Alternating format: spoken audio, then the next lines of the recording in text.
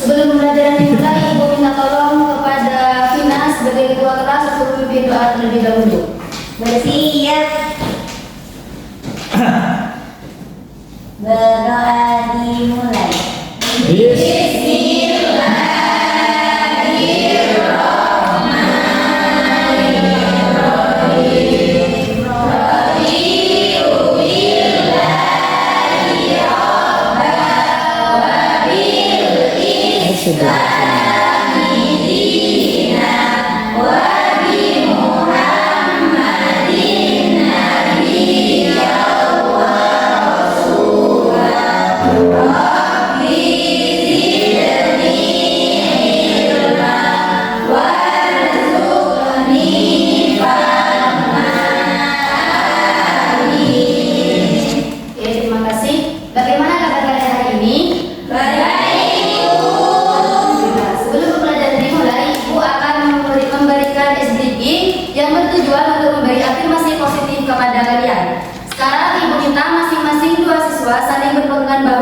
Berhadapan.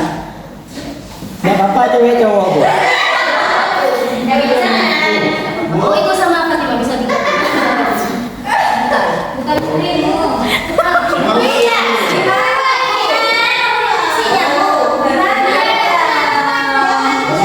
Bu udah pelukan itu bu.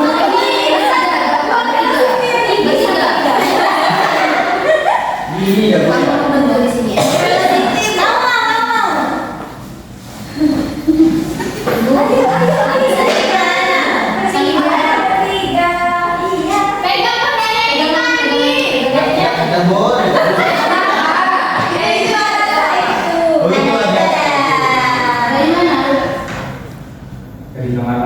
Sudah tahu udah maksudnya di berapa? Iya. Hukum bu.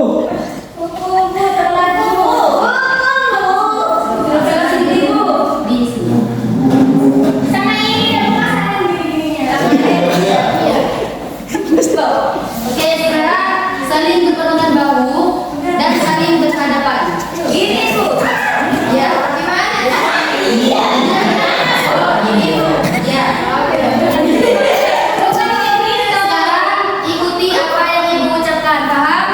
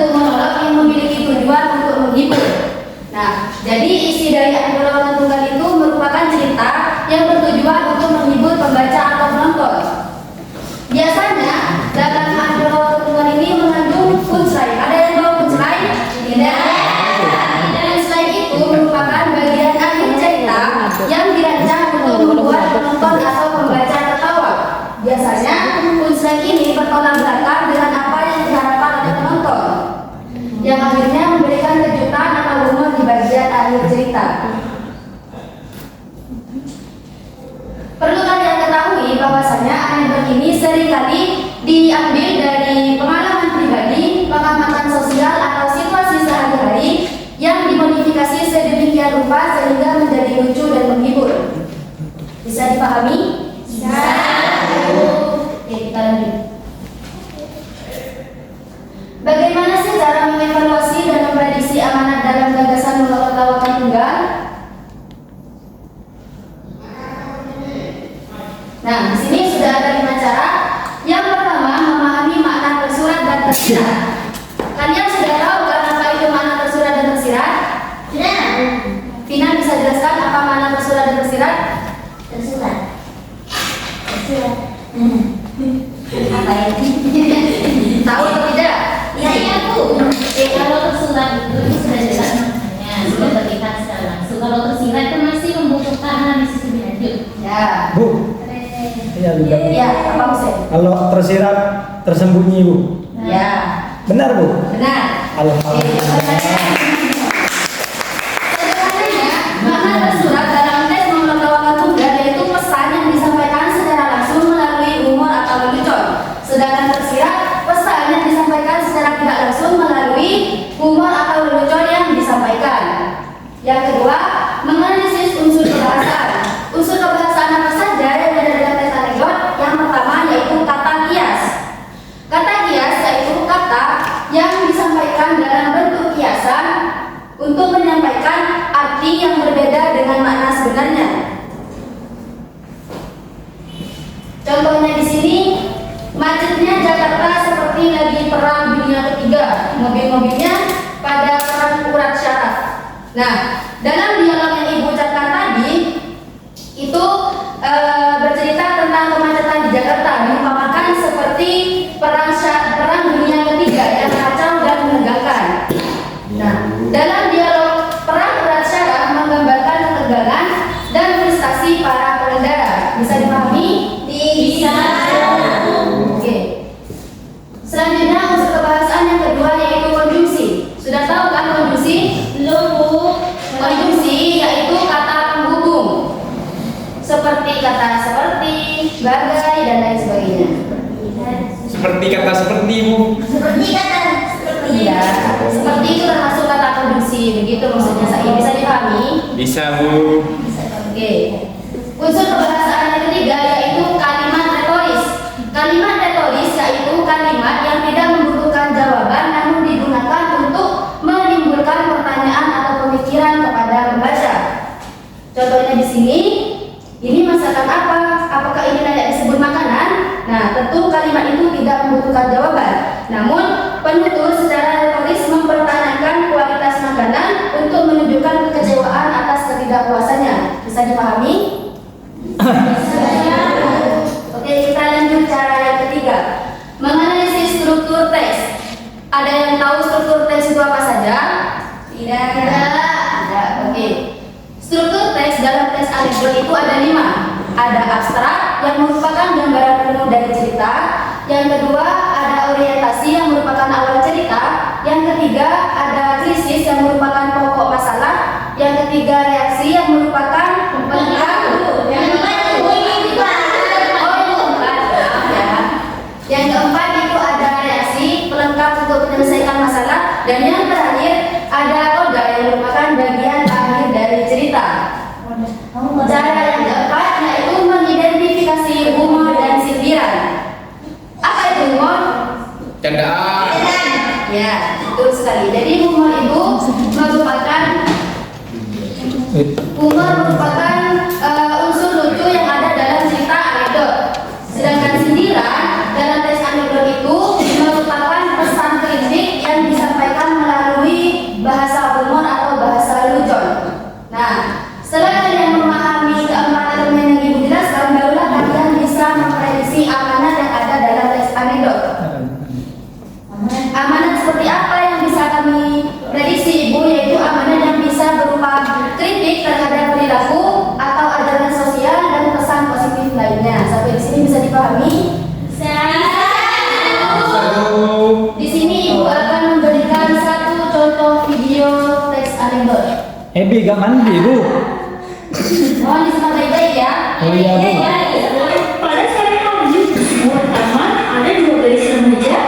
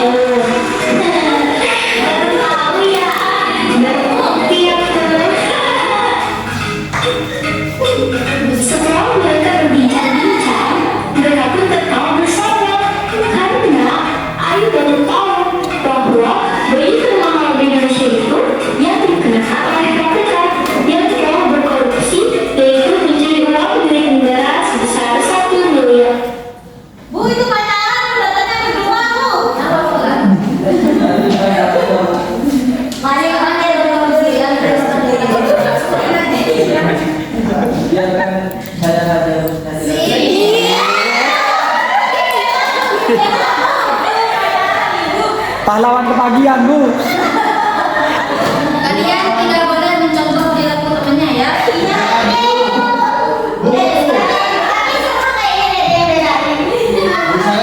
lanjutkan pembelajaran.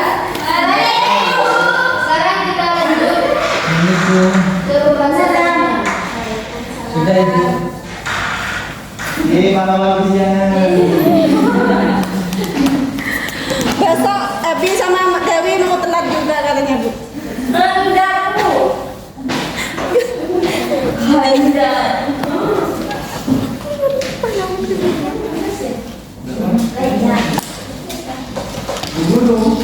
Nah, jadi di sini Ibu sudah melakukan evaluasi gagasan dan memprediksi amanah dari video tadi. Pina bisa dibaca dari depan. Dibaca. Kamu yang sudah. Dari bahasa tadi. Tuh, udah pakai sepatu. Bukan ada pakai, kamu pas. Tutut. Kelihatan evaluasi apa amanahnya? Semuanya. Evaluasi dulu. Evaluasi. 1. Penggunaan humor, meskipun anak seringkali menggunakan humor untuk menyampaikan pesan, dalam konteks ini, humor yang digunakan bisa dianggap sangat sensitif karena berkaitan dengan masalah korupsi. Penting untuk Gak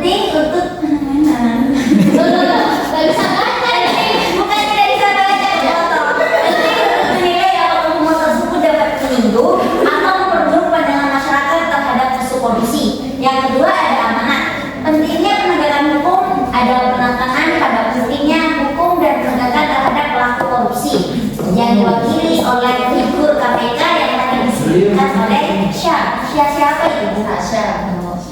Oke, terima kasih. Sasha.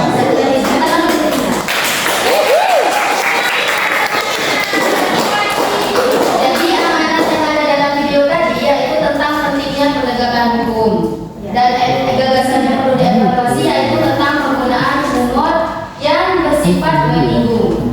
Sekarang Ibu memiliki permainan kotak tengkar gigi. Sebelumnya Ibu akan membagi kelompok. Kelompok pertama di sebelah kanan Ibu dan kelompok kedua di sebelah kanan Ibu. Ibu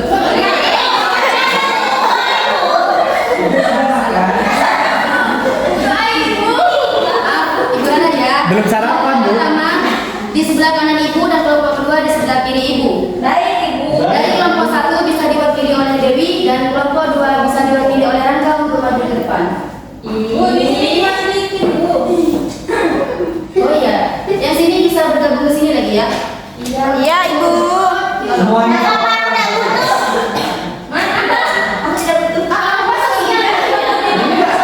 Rangga dan Dewi maju ke depan. Bu, tangan sekali nih, Bu. Apa?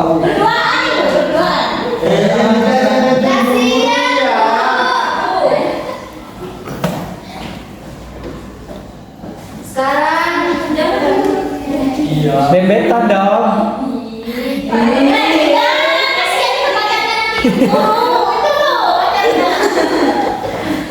Sekarang Ibu minta dari Dewi terlebih dahulu untuk memilih salah satu kotak angka yang ada di depan. Dua.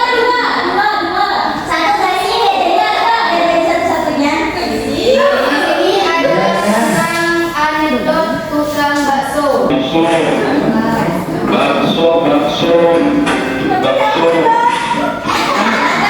Kalian, Bu.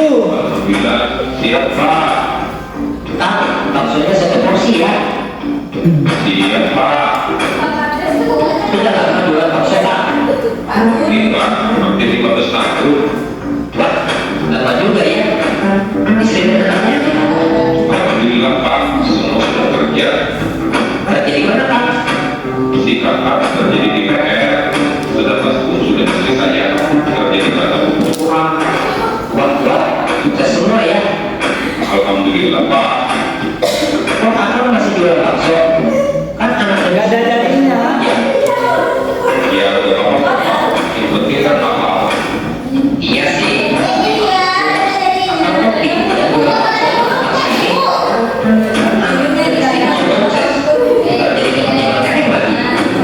Ya sama aja loh Pak, mereka juga pas-pasan. Kok pas-pasan? Iya Pak, mereka di sana kan juga jual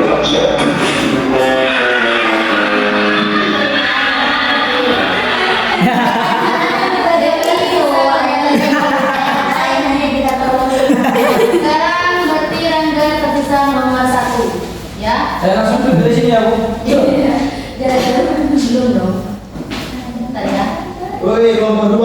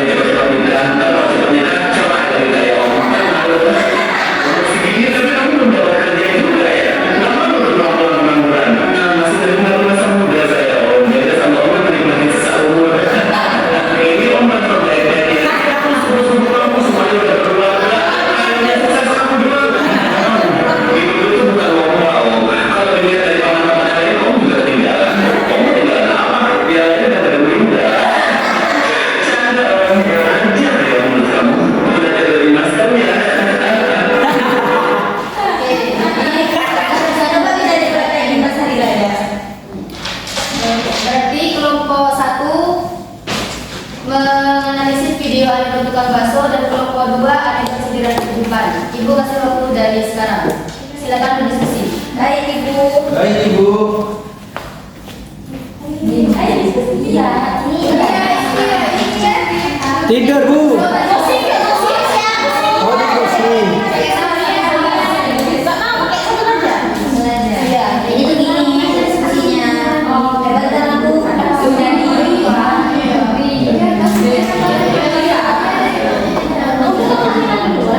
Oke, waktunya sudah habis. Sekarang Ibu minta Rangga dan Dewi maju ke depan.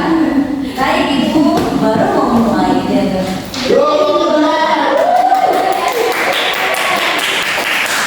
Sekarang mulai dari Dewi dulu untuk mempresentasikan hasil diskusinya. Baik Ibu. Kurang dekat.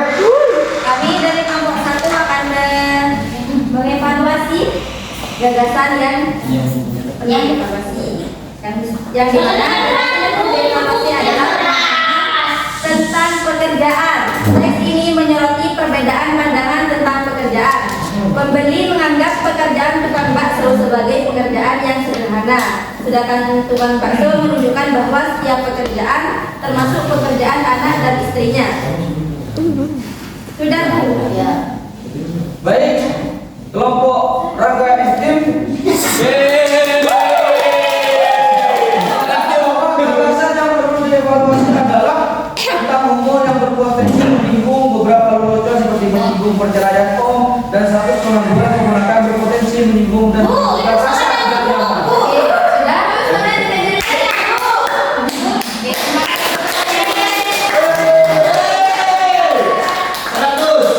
Perhatikan kalian sudah mampu mengevaluasi gagasan dan tradisi amanat pada tes monolog awal tunggal.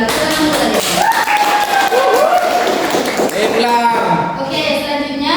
Ulang, Bu. Ya, dulu. Selanjutnya, Baik ya, Bu Guru.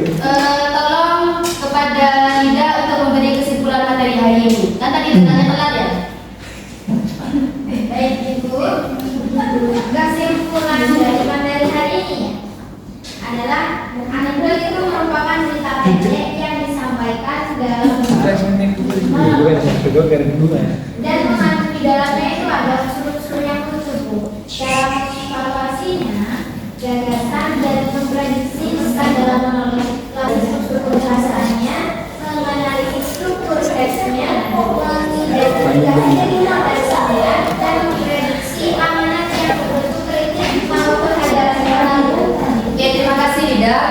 Untuk pertemuan selanjutnya, Ibu minta masing-masing kelompok membuat teks anekdot dan saling bertukar untuk mengevaluasi gagasannya. Oke, mungkin itu saja dari Ibu untuk hari ini. Mohon maaf apabila ada salah kata. Wassalamualaikum warahmatullahi wabarakatuh.